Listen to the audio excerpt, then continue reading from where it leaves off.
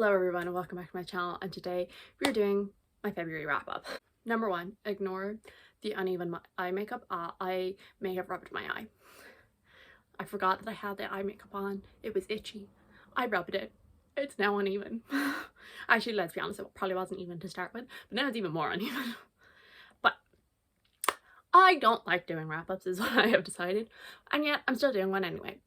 Just because I feel the need that I need to, every month you got to do a wrap up. But also, I hate doing them. And also, I've already spoken about most of the books.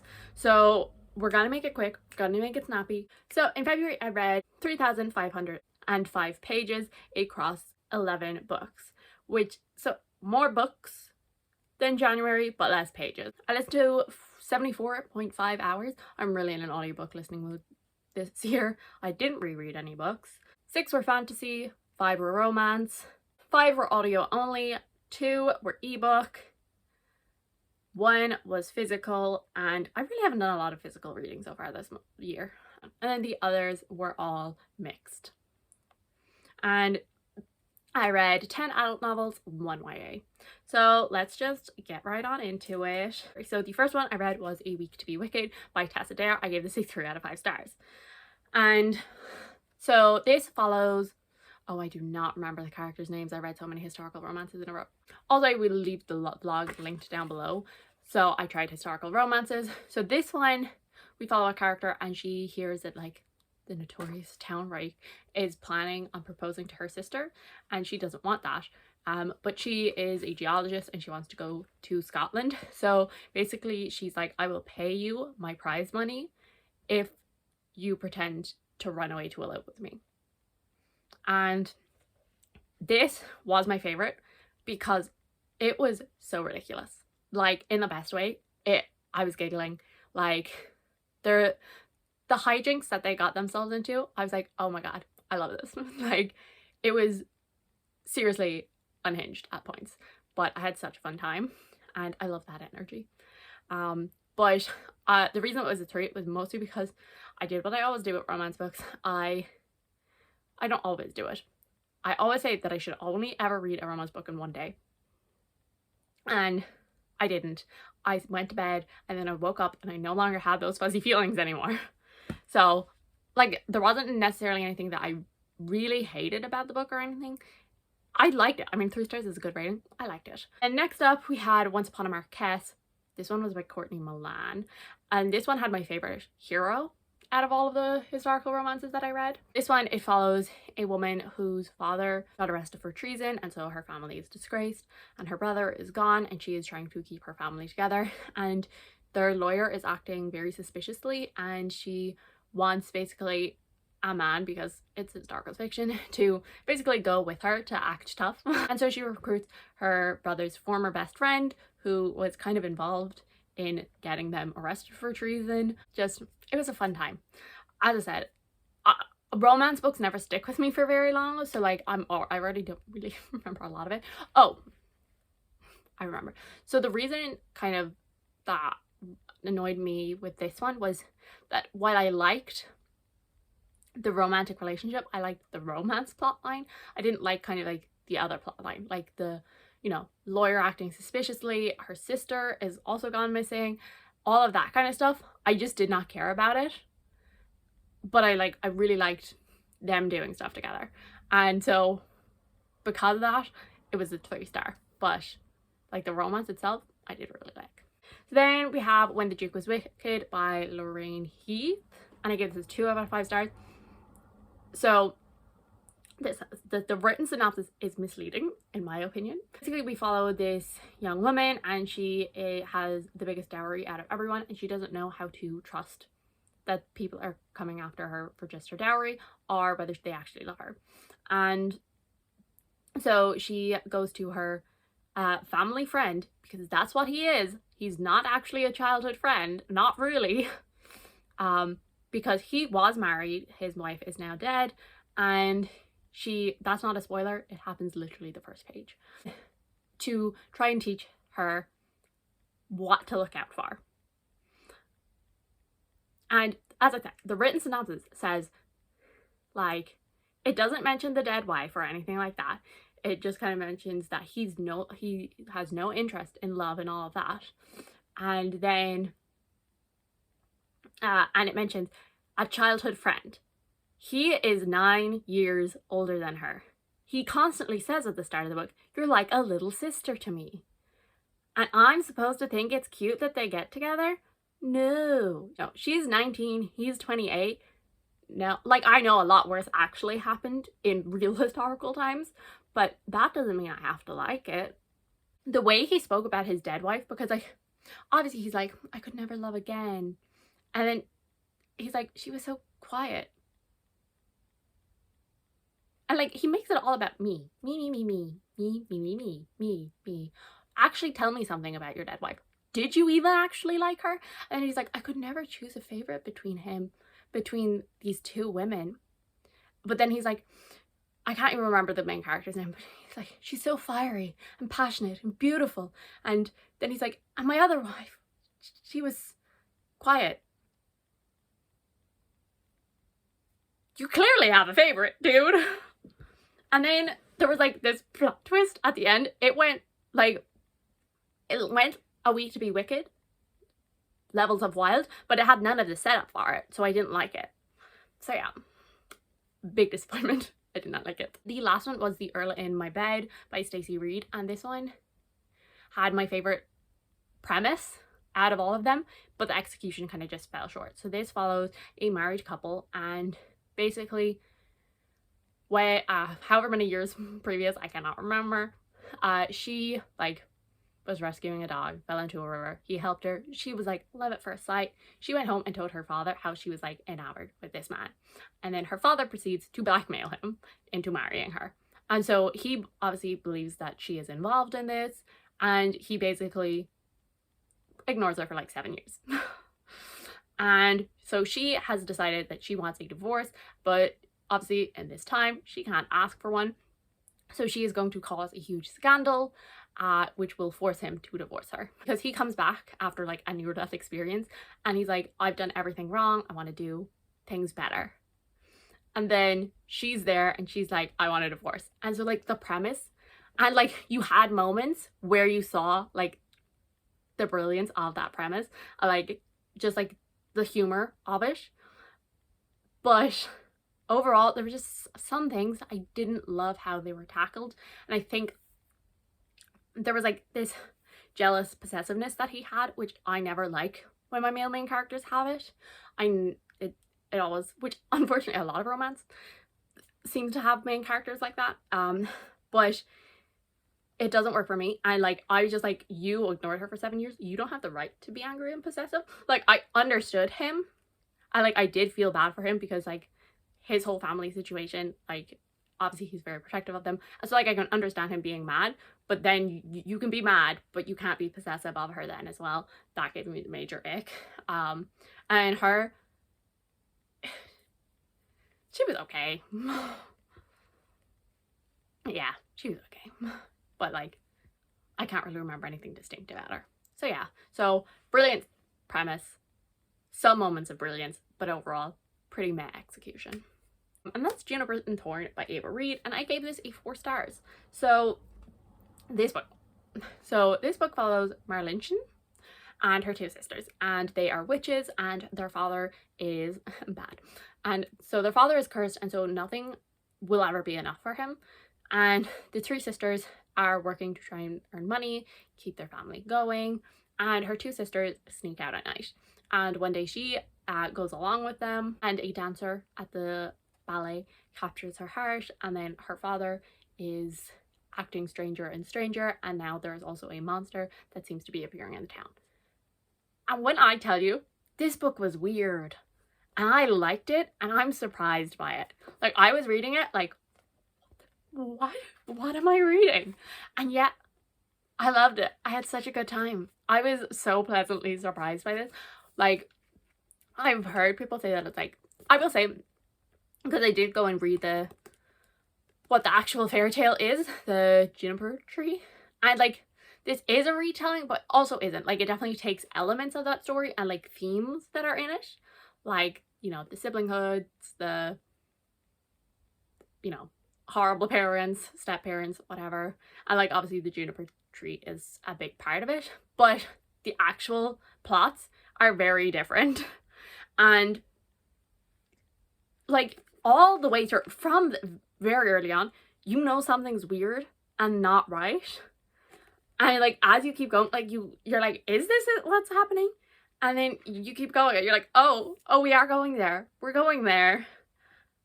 And like, I can't say it because it's spoilers. I want to read more from Ava Reid as well. The characters, they gripped me instantly. Marlene was such an interesting character to me. She's not the pretty sister, but she's very powerful. But people, including her family, are always putting her down as not enough, of, you know, that she's not bright enough, that she's not pretty enough, that she's not any of this stuff. And just like seeing how that evolves and how like that kind of wears and wears and wears on her, and just like, it was weird. I really liked it though. I think it's a book I would like to reread in the future because like I feel like I need to. I had such a good time though. The writing was beautiful. The plot was strange. I enjoyed the characters. I thought they were very captivating from very early on.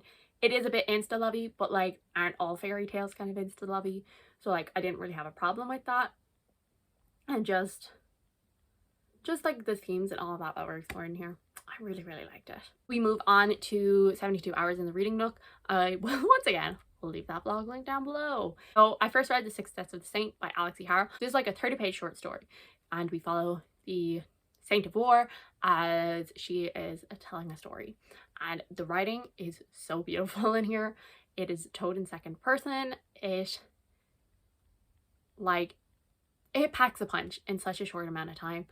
I really, really recommend. It is available on Kindle Unlimited, and you can get the audiobook as well on the Kindle app and play them side by side.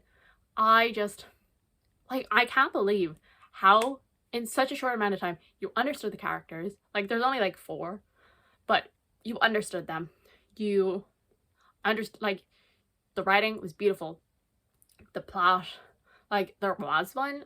I was so surprised. Like, I did not think I would be the kind of person who likes 30-page short stories, but it's the year of being surprised, I guess. So then next I read Blood of the Chosen by Jenga Wexler. I give it a 4 out of 5 stars.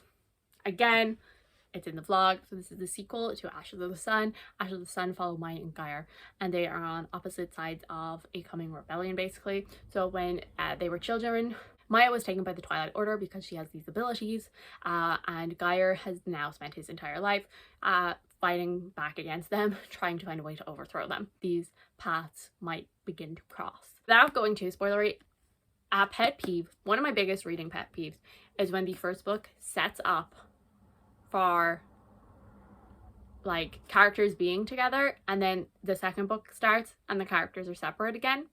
That annoys me a lot. It doesn't bother me as much if like the first book they're together and then they're separated, and then the second book they're separate. But when you spend like all of a book them being separate, waiting for them to get together, and then they are separated again, it's one of my biggest pet peeves. It happens in so many books though, and so that kind of annoyed me. That's my biggest complaint with this, as well as like Maya just kind of frustrated me, but like she's supposed to. Like, she has basically been brainwashed by these people, and like she has had a good experience with them, so of course they're good, right? And just like, and yeah, it was very difficult for me because I didn't really like reading her point of view, but also I had to acknowledge that it was well written, it did its job. We learned a lot about actually the plot in here, but I had so much more fun when I was in Geyer's point of view, and so like because of that I couldn't fully love the story. But I did like it. So then I read The Bodyguard by Catherine Center. So this is a romance book, and so we follow, oh my god, I don't remember characters' names. Well, I do, just not in romance books. So we follow a woman, maybe it's like Hannah or something. That might be true. Anyway, so we follow her. She is a bodyguard, and she has been put to protect basically one of the most famous actors in the world. He is coming back to Houston because his mother is sick and he wants to visit her. He has been out of the spotlight for a couple of years now, and he basically has like a stalker, and then he doesn't want his family to know that there's any sort of danger, so he doesn't tell them, and he gets her to pretend to be his girlfriend instead. And obviously real feelings start. And here's the thing, is I don't actually really know what it was that made me give this a 3-star, because I think it might have been that I just didn't love the characters separately. Like, they both had moments that I really appreciated. Again, maybe I feel like this might be a bit like what was the one I spoke about, The Earl in My Bed, where I loved the premise of it. It was so much fun, and as well as, like, again, it also had a good mix of like angsty backstories for the two of them, and I did really enjoy them being explored, those backstories, and all of the stuff that goes along with that. Now, I am a slow burn girly, like I do like pining and all of that, but we didn't even really get pining. It was just, yeah, we didn't actually get any, like, with a slow burn. Like, it's probably like 75% of the way through the book when romantic things actually start to happen with them. And I guess, and maybe it would have helped if we had his point of view as well, like having the two of them, because like obviously she is putting a distance between her and him, because she's like, this is my job, he's famous, he obviously doesn't actually care, and she's like, it's just a crush, because everyone has a crush on him, because he's like, was voted like the sexiest man alive like twice. And so maybe if we had his point of view, it might have helped with that, because it just felt like she was putting up a block, and like we didn't really get anything from him. Like he was complimenting her and stuff, but like it was kind of like always in front of people, instead of like, you know, one by one. And like, as I said, when it is a slow burn, I want that like pining, that like angst. I love me some angst, whereas we just didn't really get that. I feel like if you took the premise, if you took the characters, because I did like them, like I didn't 100% connect to them, but if you took the characters, if you took the premise, write his point of view, and also just up the romance level like a bit earlier, then I feel like this could have like really, really worked for me. So then I read another short story, and that was A Dead Gin in Cairo. So this is again like a 40-page, 50-page short story, and we follow an investigator, and I think it's in like the early 1900s or something, and there's a dead gin in Cairo, and so she has to investigate. And I gave this a 3 stars. It is set up for the full-length novel, and I really want to read the full-length novel, because like this definitely did, like, as I said, it is a 3 star, so like I liked it, but like you didn't get that much from it, but like it did definitely really make me go, ooh, I am so ready to read actual books in the series.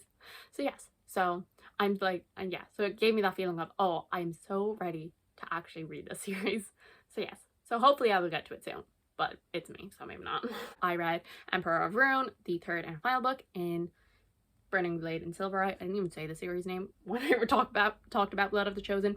So this is the final book, and this was, I think, my favorite book of the series, but I still had some issues with it. Mainly, there is a new point of view introduced, which, I don't know, it felt a bit lazy to me to put in this point of view to feed basically our main characters information. So yeah, and that just frustrated me. So like there was always just like 1 or 2 things in each of these books that stopped me from really, really loving them. And then the other thing is, I just wanted a moment in here where Geyer talks to Maya about his past, because he has only ever alluded to things, well, they took you, so of course I was gonna fight back. But like, and he's only ever like, even in his point of view, he only ever like briefly mentions, oh, I had to do this stuff to basically survive. And like, he never actually reflects on that, ponders it, comes to terms with all of the stuff that he has done.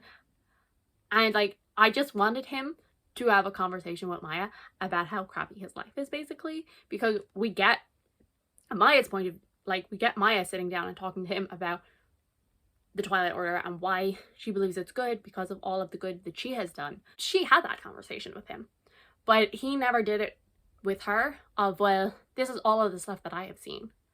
And I think that is what this series was missing for me. Just like a moment between the two of them, you know? So yes, but overall I did enjoy. I'm not going to talk about the last book for very long because I still don't know how I feel about it. And that is Fireborn by Rosario Munda. So this is a series that basically everyone I know loves. I just didn't love this. I'm still debating between a 3 and a 4. I haven't really decided because it did, I'd say maybe from the 2/3 point on, I did really start to like it. But I'm like, is that enough to, because like the first 2/3 were very 3-star to me. Is that last third enough to bump it up to the 4? I'm not 100% sure. It follows Annie and Lee, and they were, and the two of them are in this school to train to be dragon riders. In the former regime, the royals were the only ones that could be these, and Lee was actually one of them, and his entire family was killed, but he was let go, and so he was raised in an orphanage alongside Annie, and Annie was basically the lowest of the low. So the two of them have fought to get into this place. Number 1, this book is written in first person present tense. I do not like fantasy books written in that perspective. There's very few books on my shelf that I can think of that aren't romance that are written in this. I think maybe Percy Jackson, but that's like a middle grade, very in his head. I don't like fantasy books that are written like this, and that was a huge factor in why I didn't like this as much as I thought I would. This writing style, first person present, I genuinely hate it in a fantasy book. I really do, and it slowed me down. It took me so much longer to read this than it should have because of the way it was written. And I'm not saying it's bad writing, it's not. It is 100% personal preference for me. I think the themes and all of that were really interesting in here. And I also think, so if you are like a plot, politics, world-driven reader, this could definitely work for you. And all of those things I did enjoy. I enjoyed them from very early on. But as I said, it was the writing style and the characters that held me back. And I am a character-driven reader, first and foremost. And that's not... And the thing is, it's not that I disliked the characters. I liked them. I didn't love them as much as I thought I would. My main gripe with this, aside from the writing style, and again, the thing that's kind of holding me back from fully committing to the 4, is the relationship between Annie and Lee. Because you were told they are friends. You were told they are friends from the very first page, basically. And so very rarely do they actually act like friends. Like, I'm sorry, you're friends? What? And you get flashbacks very early on for the first couple of chapters, and you see this friendship being formed in the orphanage. But the fact that you had to show me in flashbacks instead of proving to me in present is a problem. And like, I get that it was also building up their backstories and all of that. And so like, I understand, I'm not like too mad about these two characters. Despite being in the same place almost all the time, they are very rarely on the page together. They very rarely talk to each other. They spend probably 90% of this book ignoring each other actively instead of talking. And like, I understand there's things that are going on, but oh my god, you seriously cannot say anything to each other. Like, you can't talk to each other, but you're supposed to be best friends, like one of the strongest bonds. It's just, I can't put into words how much it annoyed me, the way that the friendship in here was written. And like, because I understand having like nuance of like upbringings were so completely different, and you know, they're both still holding on to feelings from this old regime and all of this, but like, so like, I understand them, you know, not fully, there being barriers to their relationship. I understand that. But the fact that you couldn't even for a couple of chapters not have some sort of conflict. Like, there was never not a conflict. And like, because it would be like, oh, Annie doubts this thing about Lee. Then she's like, I should have never doubted him. But she never talks to him. She just goes back to not ignoring him completely. And he's the same. He's like, oh, this thing is happening. And I should really tell, because she'd know what to do. And then he doesn't. And I'm like, hopeless. The two of ye. Those are all of the books that I read in February. I still have not had a 5-star so far this year. I really want one. Please. Please. So thank you guys so much for watching. I do hope you enjoyed. If you did, subscribe. And I'll see you all the next time.